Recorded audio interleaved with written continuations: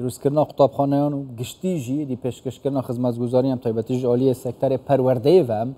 gel berê karwan zahir rêveberê perwerde akirê pakê rasta xwe ku têş akirê gel me dabe em ê behs bikin berê karwan gelek spas ku gel me dane giştî eger behs bikim kabînana hem ya hikûmet Herêma Kurdistanê hetan û ke sinûrê akirê çune ew pêtiviyên perwerdê û xandinê taybetî ji navçeyê dabîn kirîn heta niha çend qutabxane hatîne drûstkirîniyên çend polî ne Belê pêşekî spas bo vê derfetê Navrêveberiya perwerde akirê spasiyeka vê payan arasteyî Cenabê Serokê Hikûmeta Herêma Kurdistanê ku berdewam hewlan daye bû pêşkeftina kertê perwerdê li sinûrê rêveberiya perwerde akirê.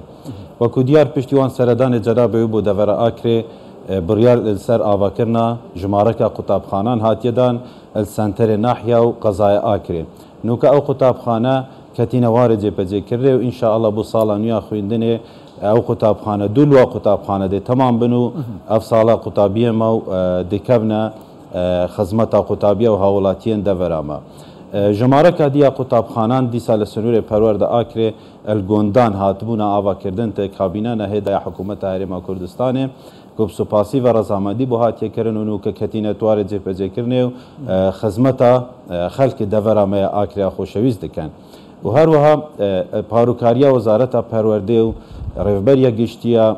perwerda parêzgeha Duhokê û dezgahê xêrxwaziyê Barzanî psûpasî ve jimareka qutabxane hatine avakirin el sinûrê perwerde akirê û jimareka diya pola el nav qutabxanê me hatine zêdekirdin boyê hindê da ku qutabiyê me xoşewîst bêbehr nebin li xwîndinê. Wekû diyar itma wê çoyî de senterê qezaya akirê de izdîham durist bibû yan ku rêjeya qutabiya zor bibû itnav senterê qezayê de me ferzanî parûkarî tege Wezareta Perwerdê ke psûpasî ve bû Cenabê Wezîrê Perwerdê rezamendî li ser de ku jimareka zora pola bihête zêdekirin boyê hindê da ku ev kêşeya bihête çareserkirdin. It sala çoyî de ev kêşe çareser bû me bo sala nû ya xwîndinê kêşeya sêdawamiyê it nav senterê qezaya akirê de namînîtin. Yani nûkeş bûyî sala bêtiya xandinê ew pirzgirêka sêdawamiyê piyekcarî nemaye. Du dawamin her qutabxanekê têne kirin û cih ji bo hemî qutabiyan baş e. Belê. Piştî ew pol hatîne zêdekirdin û ew qutabxana nûyî eva li senterê qezayê tê te ava kirin kêşeya sêdawamiyê di senterê qezayê de nabîtin û hemû qutabxanê me dê du dawamî private çin. Gelek baş e. Yek ji pirzgirêkên din gelek jara tê behes kirin yani heta egel gunda jî be çünkü her qutabiyekî mafê xandinê bi şêwazekê baş û rêkopêk nava avahiyekê baş de heye yani çit nava senterên bajarê de bin yan jî heta gundê dîr jî bin ew jî avahiyên kevin ên qutabxaneyên kevin gelek jara heta metirsiyên herifînan jî li ser dîwarên wan hebîne ez behsa nûjenkirina qutabxane bikim nûke pirzgirêka avahiyên kevin akirê heye me bes min yên qutabxaneyanin jî hemî qutabxane hatîne nûjenkirin başin ji bo ku hemî demekî de dawam tê da bête kirin. Belê mawê çoyî de eva çend salê çoyî de jimareka başa qutabxana mel sinûrê perwerde akirê nûjen kirine ve xoşhalî ve lay Wezareta Perwerdê ve rezamendî bû hate dan û hatine nûjen kirdin. Jimareka dîş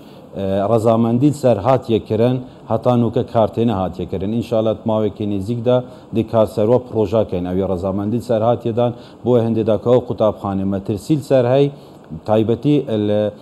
gunda ew gundê dewrûberê akirê ser her sê nehiyê bicîl û dînar tê û girdesên ve înşaallah ew kêşej dihête çareserkirdin û ew qutabxaneş dihêne nûjen kirdin. Lê mel kêşeka dî teqrîben li hinde gunda ew gundê qutabxanê wan ban axin. Jimarekî li wan me çareser kiriye edgel parêzgeriya Duhok gel îdara parêzgeha Duhokê me çareserî bo vedîtiye û ew qutabxaneş înşaallah 6 qutabxane ne et maweyekê nêzik de ew jî dê dest bi kar bin û boyê hindê da ku kêşeya qutabxanên banax el sinûrê perwerde akirê nemînîtin. Ew qutabxaneyên nûke têne avakirin û giştî jî heta nûjenkirina qutabxaneyan jî ji bo sala nûya xandinê dê hemî hazir bin dê bikevne xizmeta qutabiyan da yan jî hêşta dem pêdivê rengê dî temam nebin. Qutabxanek il senterê qezayê înşaallah bo destpêka sala nû dikevîte xizmeta hawlatiya û qutabiyê me xoşewîst de û qutabxana Giresin اول سنتر ناحیه گرسنجی تیتا آوا کرن اویش اب آنها یا خودی ده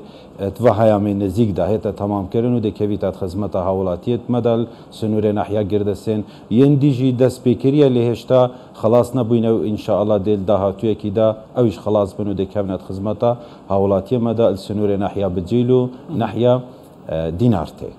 از بحث آواهی قطابخانه نیب که اوین کوبری هاتین آوا کردن اوین بریار هاتی دارن کو بین آوا کردن جبوی سالنده هاتی انجا حتی افسال سالانی خواندنی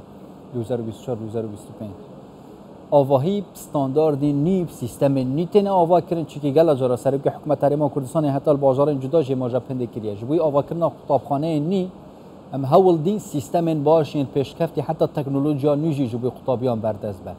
اوا هوسا دل آکریجی هبه یا جدی سوک قطابخانه آواهی کفن دیف سیستم کفن تن آوا کردن اف قطابخانه نو که هاتین آوا کردن تایبتی آوا سنتر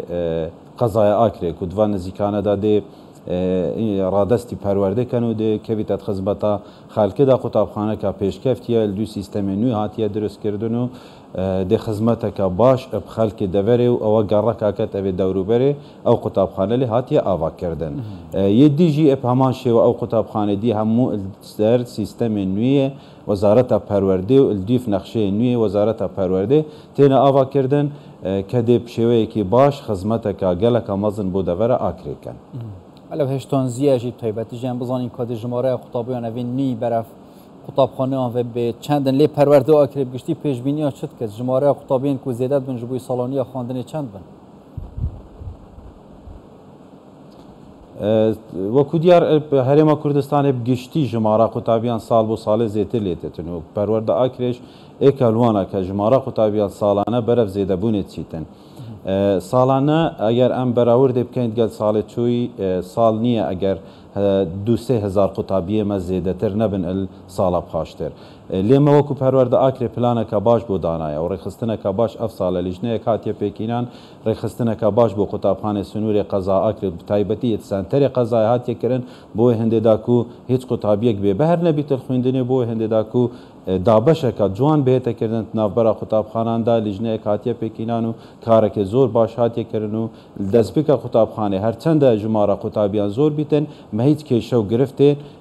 جهی نابن بۆ قوتابیان ئەنکو هیچ قوتابیەک نامینیتە بێجه و دە هەموو الدویف سنوورێ قوتابخانە هێنە دابشکردن ئەبسەر قوتابخانە داوای پرسەر ئەگەر کورتی بەرسوام بدی پەیوەندی دوات گەل وەزارەتێن پەیوەندیدا تایبەتیژی هەتا ڕێڤبەرتیان ڕێک و پران چاوانەک و ڕێکین قوتابخانەیان ji bo çûna qutabiyan bû qutapxaneyan rêkit baş bin nel zivistana tu jî pirzgirêkaniyan jî heta baranbarînê dî bibte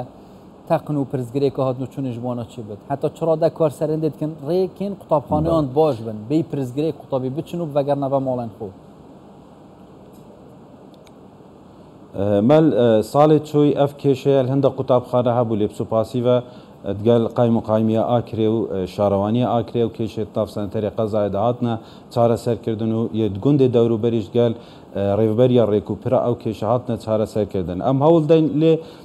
ئەو قوتابخانەی گوندا ئەگەر ڕێکە قوتابیان یانە خۆش بیتن مە هەوڵدایەت گەل ڕێوبەریە ڕێکوپرال ئاکرێ سوپاسیڤە کە تەوارەمە داهاتیە و ئەو کێشەش چارەسەر کردینە لێ منوێت لێرەدا ئەس سوپاسیەکە دی ئاراستەی قایم و قایمیە قەزا ئاکرێ و